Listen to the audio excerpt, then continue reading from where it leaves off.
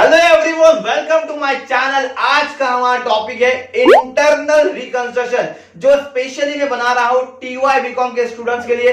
दूसरे स्टैंडर्ड के बच्चे, टीवाई बैक, एसवाई बीएमएस के बच्चे भी इससे फायदा उठा सकते हैं, लेकिन ये स्पेशली वीडियो टीवाई बीकॉम के बच्चों के लिए। मैं ये प्रॉब्लम जो ले रहा हूँ आज का, वो इलस्ट्रेशन 4 आईनापुरे के टेक्नीशियन ले रहा हूं, अनवेल लिमिटेड, जो अक्टूबर 2014 में टीवाई बीकॉम के एग्जाम के अंदर पूछा गया था। बहुत ही इंपॉर्टेंट प्रॉब्लम है। अब तक के जो मैंने दो प्रॉब्लम करा है, दोनों प्रॉब्लम जो है वो बेसिक प्रॉब्लम्स थे, जिसके अंदर मैंने बेसिक एंट्रीज लिए थे।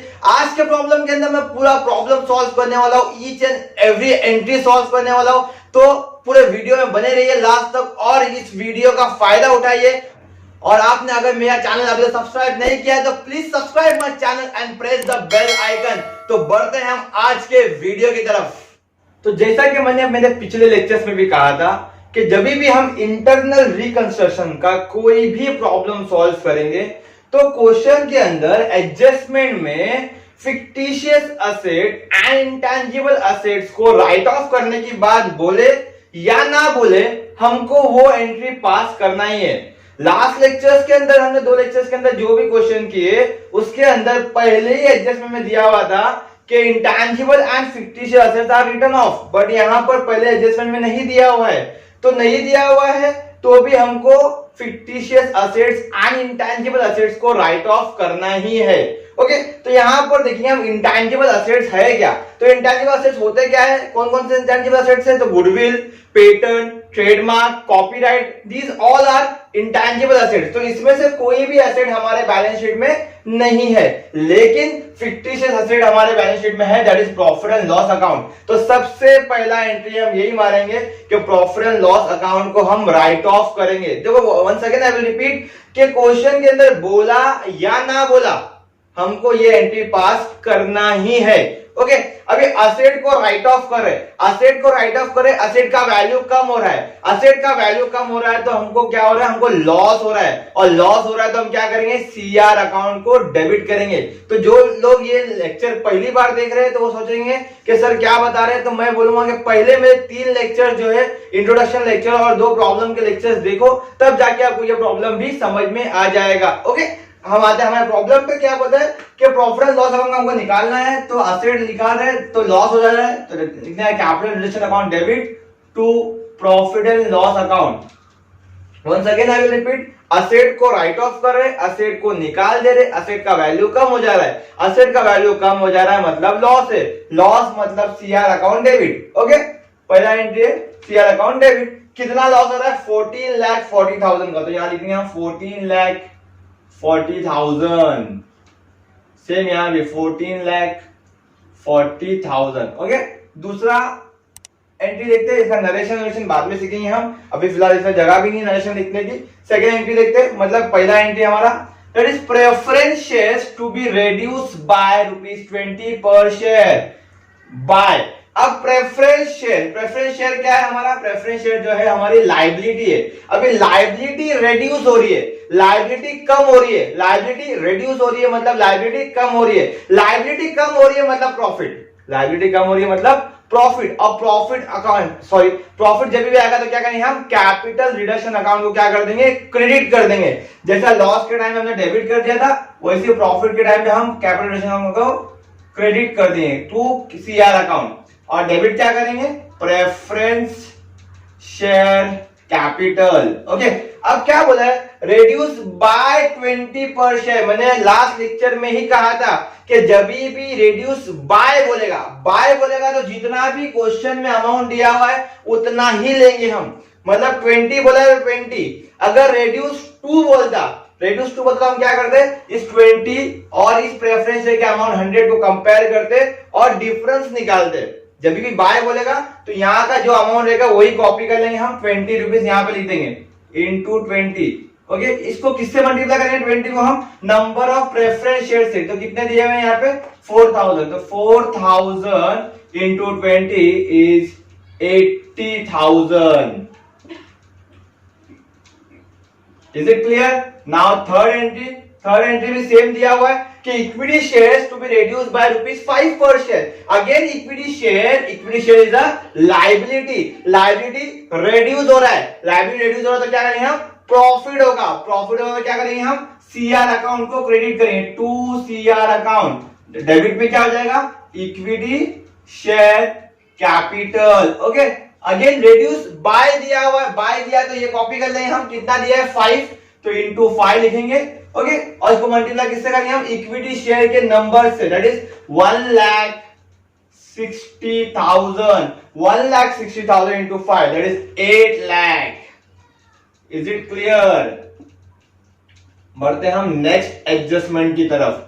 नेक्स्ट एडजस्टमेंट क्या है हमारा, debenture holders agree to settle their claim by issue of new 11% debentures of ₹14 lakh।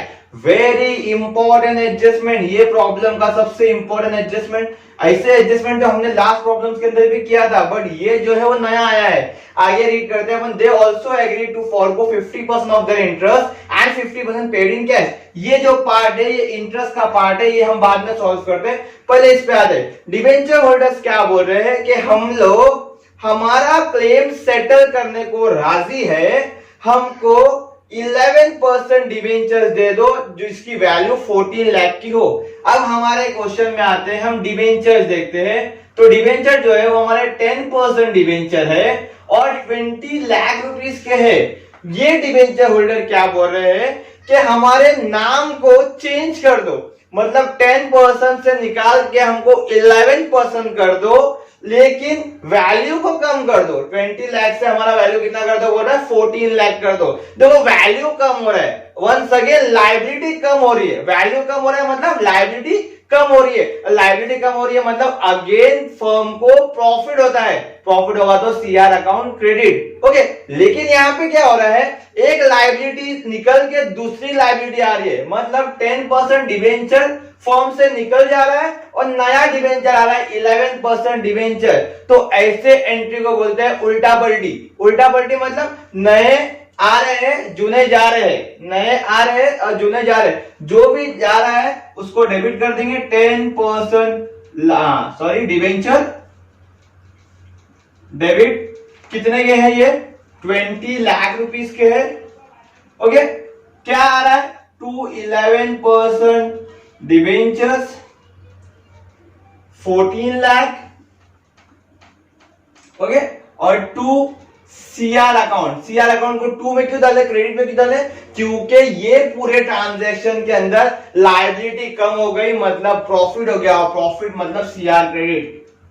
जब भी ऐसा आएगा, एक लायबिलिटी जा रही है और एक लायबिलिटी आ रही है, तो लायबिलिटी जो जा रही है उसको हमेशा डेबिट करेंगे और जो लायबिलिटी आ रही है उसको क्रेडिट करेंगे। अब तुम बोलेंगे सर हमको पढ़ाया गया बचपन में, debit what comes in and credit what goes out. जो चीज आती है वो डेबिट हो रही है, आप जो जा रही है वो डेबिट कर रहे हैं। तो माय डियर स्टूडेंट्स, वो जो रूल है वो रियल अकाउंट का रूल है। दिस इज लायबिलिटी, ये लायबिलिटी है, लायबिलिटी में ये रूल फॉलो नहीं होता। लायबिलिटी डेबिट का मतलब होता है लायबिलिटी जाना, और लायबिलिटी क्रेडिट का मतलब होता है लायबिलिटी आना या लायबिलिटी क्रिएट होना। Okay, once again I will repeat, जो भी लायबिलिटी हमारे पास से जा रही है वो डेबिट करेंगे, जो नहीं आ रही है उसको क्रेडिट करेंगे, और बाकी जो प्रॉफिट है उसको सीआर में डाल देंगे। Is it clear? बढ़ते हैं हम नेक्स्ट एडजस्टमेंट की तरफ। उम्मीद करता हूं कि ये एडजस्टमेंट आपको अच्छे से समझा रहेगा। नेक्स्ट एडजस्टमेंट जो है इसका ये आधा पार्ट है, that is they also agree to forgo 50% of their interest and 50% paid in cash. Debenture holder क्या बोल रहे हैं, हमारा 50% इंटरेस्ट फॉरगो कर देंगे हम, मतलब फॉरगो मतलब भूल जाएंगे मतलब माफ कर देंगे। तो इंटरेस्ट ऑन डिबेंचर जो 2 लाख रुपए का है, उसमें से 1 लाख रुपए क्या हो जा रहा है, माफ हो रहा है। वंस अगेन लायबिलिटी माफ हो रही है, लायबिलिटी कम हो रही है। लायबिलिटी कम होगी तो क्या करेंगे हम लोग, सीआर अकाउंट को क्रेडिट करेंगे। Is it clear? लेकिन आगे क्या बोलता है कि 50% पे भी हो रहा है कैश में। इन शॉर्ट, ये 2 लाख की लायबिलिटी में से 1 लाख माफ हो रही है और 1 लाख पे हो रही है। इन शॉर्ट बोलने का मतलब कि लायबिलिटी खत्म हो जा रही है, तो जो भी है लायबिलिटी चले जा रही है तो उसको डेबिट कर देंगे। लायबिलिटी जा रही है, इंटरेस्ट ऑन डिबेंचर कितने की लायबिलिटी जा रही है, 2 लाख रुपए की, उसमें से 1 लाख रुपया कैश पे हो रहा है, that is 1 lakh to cash, firm का पैसा जा रहा है, और 2 CR फर्म को प्रॉफिट हो रहा है 1 लाख का, जो डिवेंचर होल्डर ने माफ कर दिया। Is it clear? Next adjustment, computer was to be written down by ₹40,000। Computer जो है हमारा असेट है, असेट का वैल्यू कम हो रहा है, असेट का वैल्यू कम हो रहा है मतलब क्या है? लॉस है, लॉस है मतलब CR अकाउंट डेबिट। तो यहां लिखेंगे हम CR account debit to computers. कितना कंप्यूटर्स है? 40,000 का। Is it clear? मैं यहाँ पे डेबिट में 40,000 नहीं लिख रहा हूं, क्योंकि देखते हैं और भी कोई अगर असेट रिड्यूस होता है तो साथ में एंट्री पास कर देंगे हम। तो यहाँ देखते हैं बिल्डिंग एंड फर्नीचर अप्रिशिएट हो रहा है, ये रिड्यूस नहीं हो रहा है, बढ़ जा रहा है, यहाँ भी अप्रिशिएट हो रहा है। Debit balance of profit loss account to be written off, बोलता प्रॉफिट लॉस अकाउंट के डेबिट बैलेंस को रिटर्न ऑफ कर, तो ये हम पहले ही कर चुके हैं। कॉस्ट ऑफ रिकंस्ट्रक्शन और 50,000, वेरी इंपॉर्टेंट। तो ये दो एंट्री मैं छोड़ के आ रहा हूं, ये देख लेते हैं अपन। Cost of reconstruction was ₹50,000। बोलता है ये जो भी झमेला हो रहा है, जो भी इंटरनल रिकंस्ट्रक्शन हो रहा है, अब इंटरनल रिकंस्ट्रक्शन क्या होता है मेरे पहले लेक्चर में देख लीजिए, उसके अंदर क्या बोला है, जो भी रिकंस्ट्रक्शन हो रहा है उसका फर्म को खर्चा हो रहा है 50,000 रुपया। देखो रिकंस्ट्रक्शन का खर्चा हो रहा है 50,000 रुपया। ये क्यों हो रहा है? क्योंकि हम ये रिकंस्ट्रक्शन कर रहे हैं, तो फर्म की ऐसी लाइबिलिटी कोई थी नहीं जो एक्सपेंस हो रही है, मतलब दिस इज एडिशनल एक्सपेंडिचर।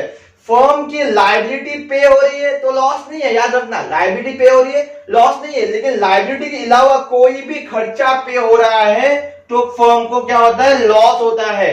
तो रिकंस्ट्रक्शन एक्सपेंस पे हो रहा है तो फर्म को लॉस हो रहा है, लॉस हो रहा है तो CR अकाउंट डेबिट टू, पैसा जा रहा है to cash.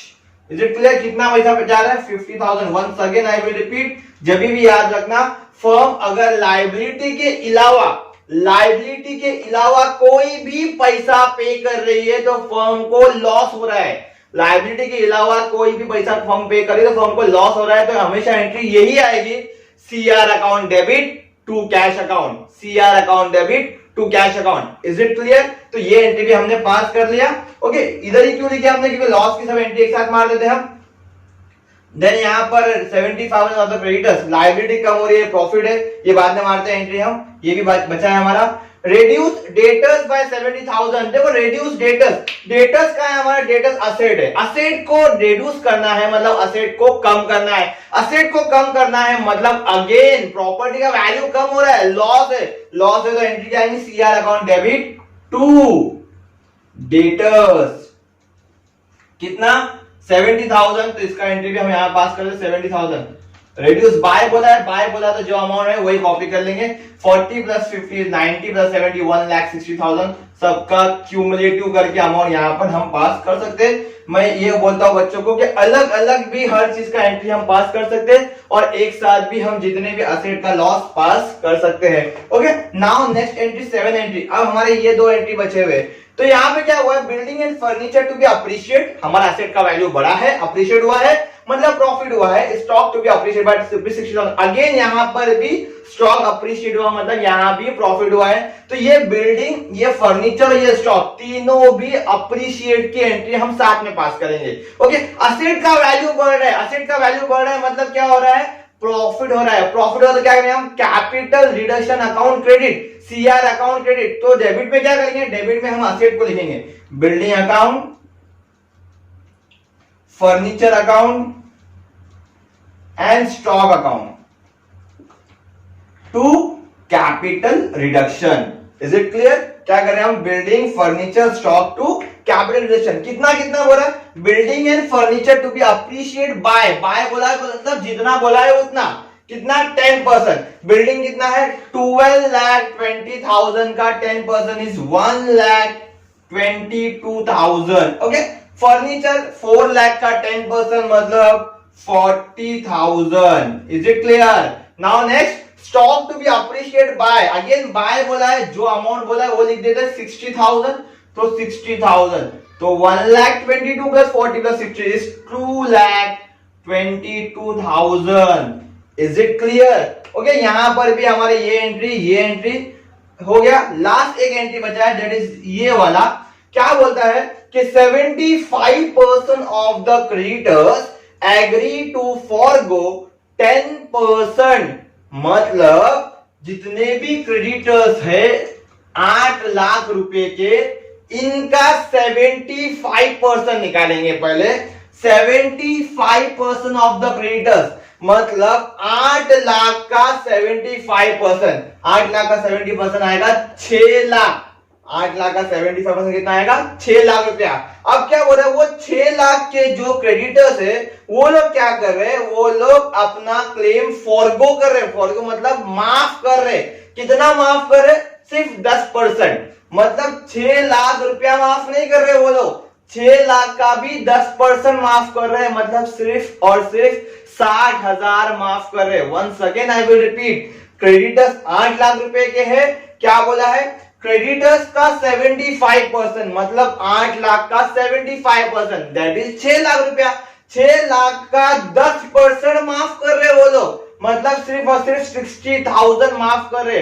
Once again liability माफ हो रही है। लायबिलिटी माफ हो रही है मतलब लायबिलिटी का वैल्यू कम हो रहा है। लायबिलिटी का वैल्यू कम हो रहा है मतलब फर्म को प्रॉफिट हो रहा है। प्रॉफिट ऑफ द एंट्री क्या मारेंगे हम? CR account credit. तो डेबिट क्या करेंगे? Creditors to CR. ओके, कितना? 60,000। ओके, इसके अलावा भी हमको एक जनरल एंट्री पास करनी रहती है, डेट इज कैपिटल रिजर्व की एंट्री। जब मैं कैपिटल रिडक्शन अकाउंट बनाना सिखाऊंगा तो वो टाइम पर कैपिटल रिजर्व की एंट्री भी सिखाऊंगा। पहले मैं 5-6 लेक्चर्स के अंदर आपको जनरल एंट्रीज में एकदम मजबूत बनाना चाहता हूं, उसके बाद मैं कैपिटल रिडक्शन अकाउंट भी सिखाऊंगा और कैपिटल रिजर्व की एंट्री भी पास करना सिखाऊंगा। आपसे ये गुजारिश है कि जब भी आप ये सम सॉल्व करेंगे तो एक जनरल एंट्री मारने की जगह बाकी रखो और एक पेज छोड़ दो, उसके बाद कैपिटल रिडक्शन अकाउंट बनाने के लिए जब मैं कैपिटल रिडक्शन अकाउंट बनाऊंगा कोई और प्रॉब्लम के अंदर, तो आप ये प्रॉब्लम का भी उसमें सॉल्व कर सकते हैं। तब तक के लिए थैंक यू सो मच।